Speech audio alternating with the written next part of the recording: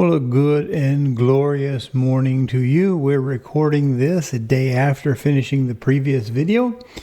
And as always, you look back and say, well, I should have said this, or I didn't say that, or maybe I shouldn't have mentioned that, but we've already got the videos produced and we've got this. So let's roll title and come back.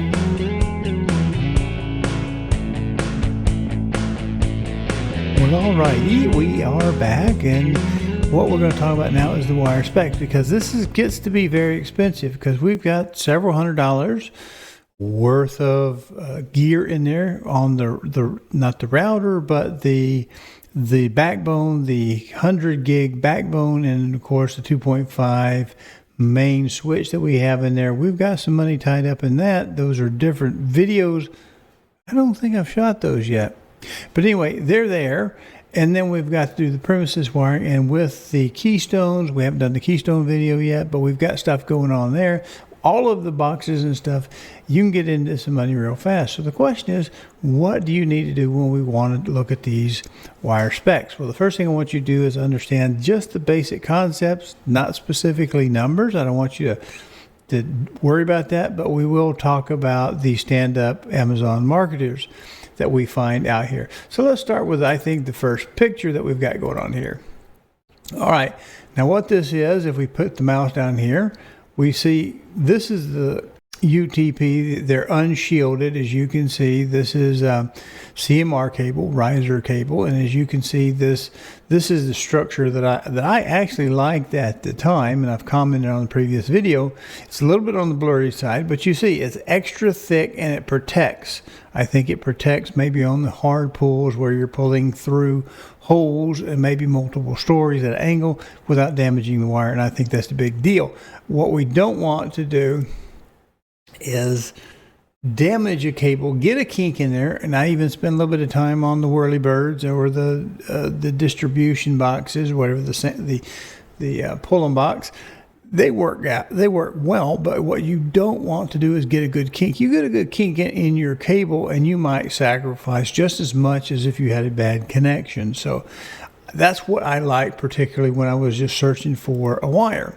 And I was looking for something like this, which would be a normal one. This happens to be, as you can see, it's got no cross in it. It doesn't have this little blurry, I apologize, but see that little cross in there that helps separate the bundles just a little bit to keep crosstalk down between the individual twisted pairs. And so we have a twisted pair, and they're actually oriented just by some miracle the same. This is the blue and the blue and white, and the blue and the white and the blue right here. It's just right there. And so I was looking for something like that. As I told you in the previous video, my hole through the plate where I was trying to pick an auger size to avoid hitting nails and ruining that is I figured my 6 runs of this size cable, and I actually bought this, which turned out to be bigger than what we really were able to fit down through those holes, and it caused me another little stumble. It wasn't so much we couldn't fix it. We just had to take a hole saw and get through the top 2 plates above where we pulled it through. But yeah, this has a big difference in how the wire works. Now, the difference between the 6 and 6A and 7 is not even official yet, but what we've got going on there, I think, are different Amazon stand-up marketers going on there. And let's look at an example of that. Let me go ahead and switch the page down here on below. And I want to talk a little bit about the crosstalk as we go. Now see, from this picture, you can see we're pulling quite a bit of cable to one end of the house. That's left and right ends, plus some of the rooms for themselves. There's that lovely little 4 wire. Now these, I don't think in this CMX that I showed you in the previous video, I don't think these are actually twisted pair. I think they're just old telephone lines, pot lines, plain old telephone lines. I did find that bundle, as I mentioned to you guys. I need to turn my sound off so we don't hear the dink every time. So we have this picture. When we look at the crosstalk, what I was talking about here, let me move that picture back. Every time I lift the mouse, it ding-dongs.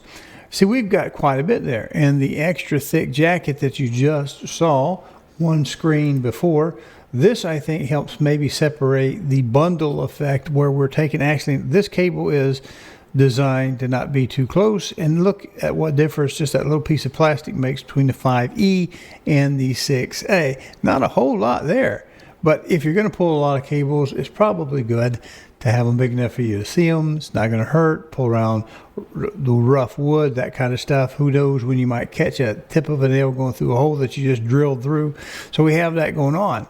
But when we look one more picture, here's a clean up, closer picture, and you see, yes, there's that CMX, and here our bundle. What we've got, this says, this was an early run, obviously, because it says it's 456 feet on that particular line. And it says, if you'll notice right there, 650 megahertz is what this manufacturer says it's good for. Here we do. This is a competitor, and this is where I think we get into a little bit of that stand-up Amazon marketer, because I think what they're doing is coalescing the vapor of the marketing experience into a logical and understandable presentation. Here they say this is good up to 750 megahertz. We just saw that previous, what I bought says it would go up to 650 megahertz. So we see this sweet frequencies up to, anytime you see the word up to, that ought to be a little bit of a red flag raiser. Up to 750 megahertz. It's got the same basic configuration. It looks like the same thing, even a similar spools. I would almost willing to bet this came from the same factory in China. The difference is this happens to be a different, quote, brand name that we have. Now, if we go back one, I think is where I had it in order. We have the same manufacturer. It says it's 23 gauge Cat 6A, which is what I got, wall rated, CMR.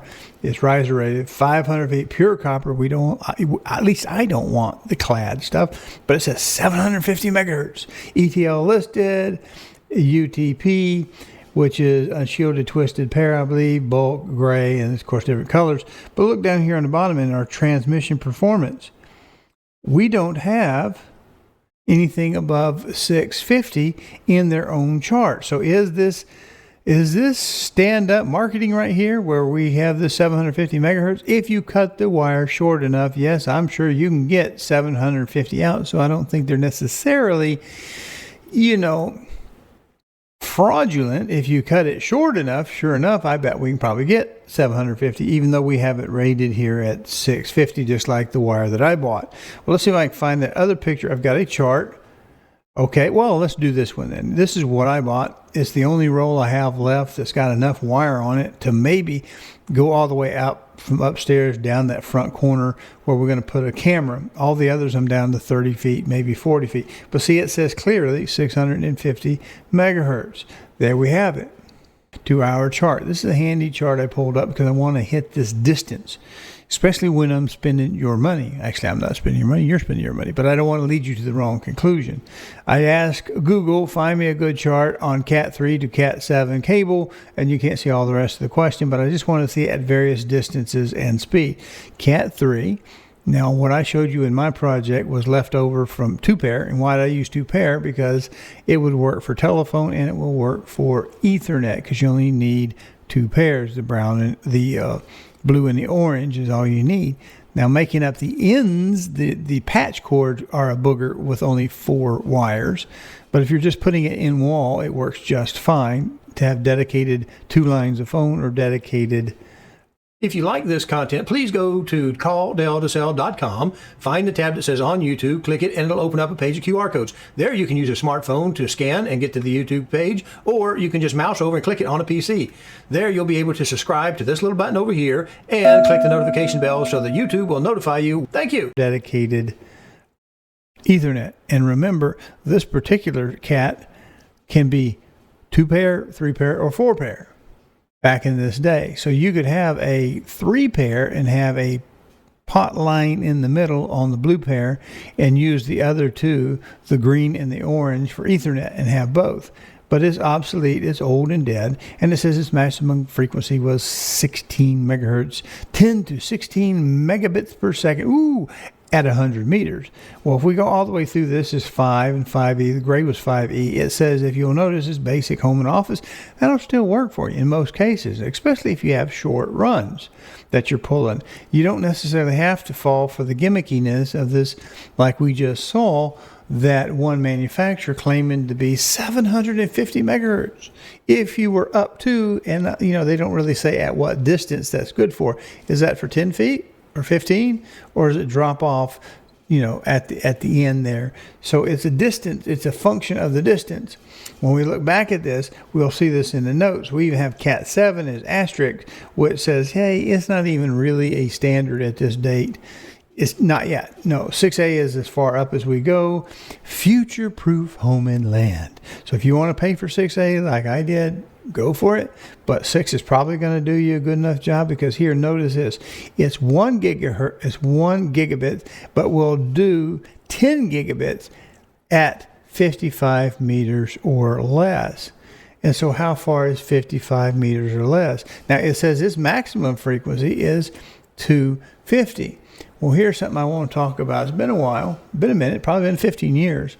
I have one piece of red wire that used to go from the dining room or the Studio O, the office, all the way up 2 stories across the attic, down 2 stories into behind the exterior wall where we had a router for the TV. So we shortened it all down there. We were DSL, and DSL works like a pot line, except it's combining 2 signals over the same pair of wire, and then they split out. You can either split them out and use line 2 like we did, or do them with just the filters. I didn't like the filters throughout the house, so I had them just separate out at the premises box, put a filter there, and that way I just separated the DSL, this digital subscriber line, to the orange pair, and then I didn't have to use the goofy little filters at every single telephone just to get the telephone out without crapping it out. Worked fine. But in that environment, I went up and over the top with a wire it was a stranded, a flexible, it's a booger to cut and make up, but it was made, and they said it was 350 gigahertz or megahertz. In the real life example of where I have it running now, I do have it cut, and I've used other pieces of it and replaced some of it, but it will do 5 gigabits right now from the first floor to the second floor into the switch. It's a short distance. It's a fairly short distance. It says it's 350. We'll do that. And at that speed, I can do it. Now, I'm pretty sure I could get that same wire to do the 10 gigabits if I had a short enough run. So that's what I'm trying to say. If you know in your house or wherever you're going to run, if you have everything 60, 70 feet or less, you might be able to save some money and get your Cat 5E if you can get a special bargain on it. I would certainly, I think in my mind, buy the Cat 5E all copper before I got some cheap copper clad aluminum that said it was 6 or 6A. You don't have to go 6A if you're going to keep everything short anyway. And that's what that little chart is saying to us. It talks about, less than 55, it'll do 10 gigs, right? Cat 6 will do that. Well, like I said, I got a fairly short run. I think the Cat 5E, which is what that red wire was, I think, this says 100 megahertz. Mine on the cable said it was 350 megahertz, which is even higher than Cat 6, according to this chart. But let's look at this down here. It says for most homes, 1 gigabit, 5E will work. Well, short run, that's what I'm trying to hammer on, because that cuts your crosstalk down. The crosstalk, the capacitance, the inductance of the wire itself that it may pick up from how it lays, all of that's going to be a function of how long your wire is. So keep it short and it works. That's why in the previous video I said, well, whoever it was, that Tom's Hardware, whatever Google pushed on me, that said, look, this Brit got gigabit Ethernet working in a house off his old telephone wire. That's not a big surprise. As you can see the difference between the quad wire, that brown wire, and then the Cat 3, same gauge, same number of wires. It's just the Cats have twisted pairs because you're doing receive and transmit. When you're doing a plain old telephone line, especially if you only have one line, there's nothing to get the crosstalk with, so it works fine. But yeah, if you're going a short enough distance, and if depending on where it was in England, they have some pretty small houses, it's probably a short piece of wire. Of course it works. That's not a big stretch. Let's look back at this one more time at these notes. So we use fast home office 1 to 10 gigabits. All right, Cat 6. Right, 10 at less than 55 meters or about 55 meters. You got short runs like maybe in England. Maybe that's all you need. You may not have to spend that extra for that little A that may be stand-up Amazon marketing anyway. But then it's future proofing. That's a little bit, supposedly a little bit better.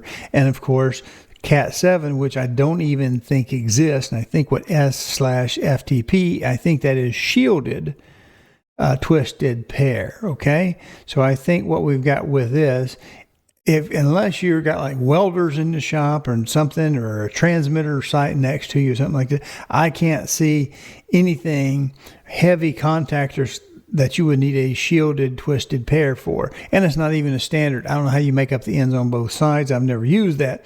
Now, distance versus speed, if we see down here toward the bottom, if this is still transmitting well to you on the recording, the 100-meter rule. Almost all of the categories of Cat support their rated maximum speed up to 100 meters. That's 328 feet. Do you think you're going to have a run that's going to be 328 feet? No. Well, if you don't, if it's only going to be 50, 60 feet, maybe 70, maybe you don't have to waste the money on those extra little A's. That's all I'm trying to say. The E's and A's, the old 5E, probably...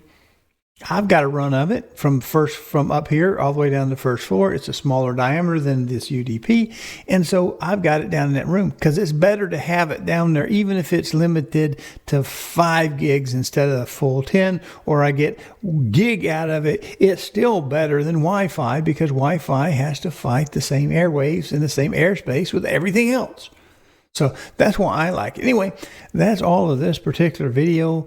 I appreciate you watching. I would have tacked it on the other one while you were in the mood, but quite frankly, that was long enough as it was. And I just want to come back and hit this. It's a personal choice. You know your premises that you're going to wire up. Do you fall victim to the coalescence of the marketing experience into an understandable thing? I don't know. It's just, don't get all choked up over the speed off the top of your head. I mean, you want to pay for it and you can afford to, go ahead. I would always go copper over copper clad. I would prefer to go up in the ranks. 6. Right now, 6A is the fastest quote we officially got. But you did see that one company claiming to be 750, but yet even their own paperwork didn't seem to support it. So I'm happy with the cable I got, which was a different brand. You can go back and see if you can pick the name of it out there from that one picture, that white spool. Good luck with your installation, and we'll talk a little bit about the keystones here on the next video. Appreciate you.